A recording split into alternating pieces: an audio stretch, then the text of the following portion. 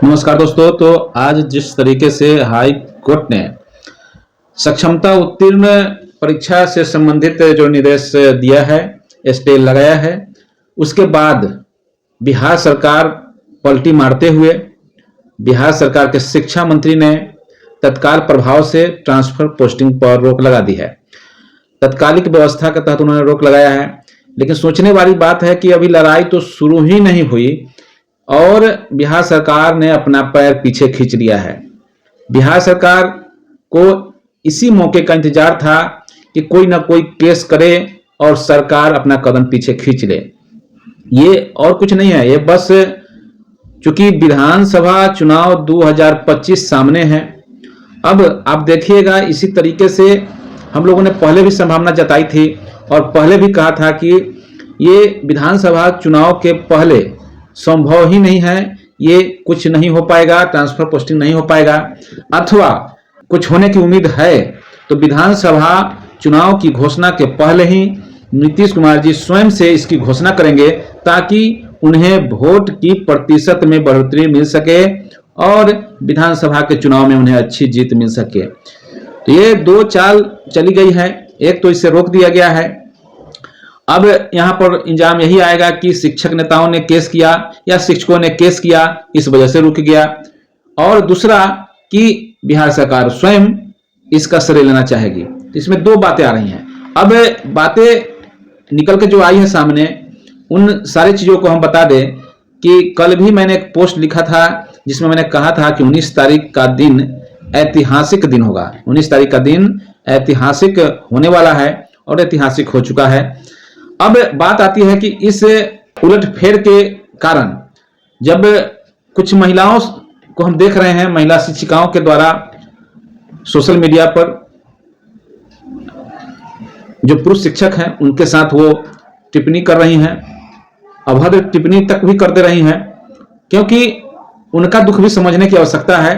क्योंकि वे कई सालों से, यानी कि जब से वे नियुक्त हुए थे पंचायत शिक्षा मित्र के रूप में, उस समय वो मायके में थे और उनकी शादी हो गई और वो अपने ससुराल नहीं जा सके।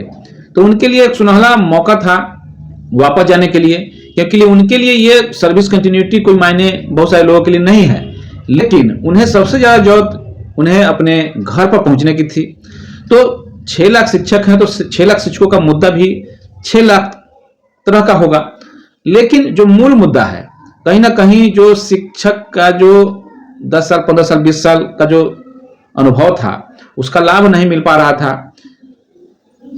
उसके बाद आपको बता दें कि कुछ लोगों को अनुमंडल छोड़ करके, यानी कि अपना जिला तक को छोड़ना पड़ रहा था, बाहर उन्हें जाना पड़ रहा था।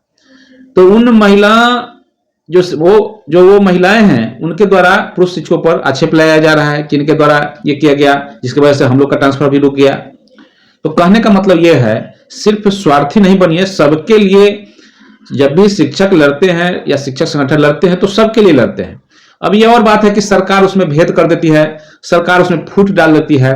तो हम सबको भी समझने की आवश्यकता है। जहां आपने 15-20 साल इंतजार किया, तो क्या आप 1-2 महीने और इंतजार नहीं कर सकते हैं?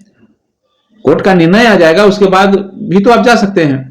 तो बहुत सारी बातें हैं, तो इन चीजों को भी तालमेल बैठा के चलने की आवश्यकता है, आपस में उलझने की जरूरत नहीं है।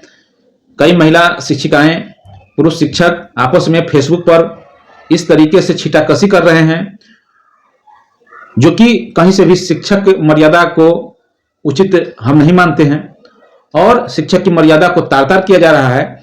तो हम उन सभी वैसे शिक्षकों और शिक्षक के साथियों को और जो शिक्षिकाएं हैं उन्हें हम रिक्वेस्ट करना चाहेंगे कि वे लोग संयम बरतें और सरकार की नीति को समझिए, सरकार की जो कुनीति है उसको समझने का प्रयास कीजिए। सरकार तो चाह ही नहीं रही है कि राजकर्मी इतना आसानी से दे दे। अगर आसानी से दे देंगे तो फिर सरकार का वैल्यू क्या रह जाएगा। कभी कभी आप लोग सोचते होंगे कि राजकर्मी के लिए कितनी कुर्बानियां शिक्षक लोग देते रहे हैं। लगातार सरकार के जो आलाधिकारी है लगातार कुछ ना कुछ नियमों में परिवर्तन करते रहते हैं, जबकि नियम यह होता है कि जो भी खेला शुरू हो जाता है उस खेल के बीच में निर्णय या नियम नहीं बदले जाते हैं। लेकिन बिहार सरकार हर रोज शिक्षा विभाग न होकर के संशोधन विभाग बन गया और रोज रोज संशोधन वाला पत्र निर्गत होने लगा। रोज रोज संशोधन करके नियमावली में बदलाव किया जाने लगा और इस बदलाव के खिलाफ ही शिक्षक को मजबूरन कोर्ट की ओर रुख करना पड़ा है, क्योंकि जिस तरीके से शिक्षक संगठन अभी कमजोर हो चुका है, कमजोर पड़ चुका है, और वह भी कारण है कि शिक्षकों की वजह से ही संगठन कमजोर है, क्योंकि शिक्षक से ही संगठन होता है, न कि संगठन से शिक्षक होता है। संगठन का काम होता है सिर्फ नेतृत्व करना, जो सही बातें हैं उनको पटल पर रखना। और आपको अब समझ में आ रहा होगा कि संगठन के लोग जो थे लगातार जब वे समझा रहे थे, लगातार इन चीजों को पहले से ही रख रहे थे कि भाई ये सरकार ठगने का काम करने वाली है और इसमें सरकार के पॉलिसी मानने की जरूरत नहीं है। लेकिन शिक्षकों ने इस बात को नकार दिया, माना नहीं और अपने स्तर से ही फॉर्म भरने लगे, दनादन फॉर्म भर दिए, झूठ मूठ का दिखावा भी किए, एडमिट कार्ड भी फाड़े। लेकिन स्थिति क्या बनी? 1,87,000 पास कर गए पहले ही सक्षमता में। तो कहने का मतलब 1,87,000 ये कौन थे? जब उन्हें गद्दार कहा जा रहा था तो बड़ा बुरा लग रहा था उन लोगों को, और जब अनुमंडल से बाहर जाने की बात हुई और तब बाप बाप चिल्लाने लगे शिक्षक। जब कहने का मतलब है आपको अपना जो स्वार्थ नहीं सधा, तब तो आप परेशान हो गए, और जब स्वार्थ सधा था उस समय आप सरकार के साथ हो गए। तो कहने का औचित्य यही है कि जो दिखता है जरूरी नहीं है कि वह सच ही हो। एक पहलू को आप लोगों ने देखा था, दूसरे पहलू को अब आप लोग देख रहे हैं। सरकार की जो मंशा थी, लगातार संशोधन करते करते, नियमावली में बदलाव करते करते, शिक्षा मंत्री जी भी लगातार बयान दे रहे हैं, जो एसएस साहब है वो भी लगातार बयान दे रहे हैं, बदलाव की बात कर रहे थे। बदलाव होते होते क्या हुआ? आज फिर जो अंतिम बार प्रेस विज्ञप्ति शिक्षा मंत्री जी ने जो दिया है, जो प्रेस वार्ता उन्होंने जो किया है, उस वार्ता में शिक्षा मंत्री जी ने क्या कहा है कि नियमावली ठीक है। हर बार वही बात कहते हैं, पुरानी बात को गाते हैं, और उसमें ये भी बात कहते हैं कि जो भी उसमें जरूरत होगा तो उसमें संशोधन किया जाएगा।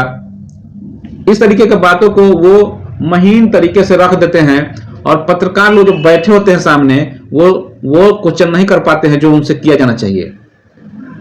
अब एक क्वेश्चन और उसमें निकल कर के आया है, बहुत बड़ा क्वेश्चन आपको बता दें।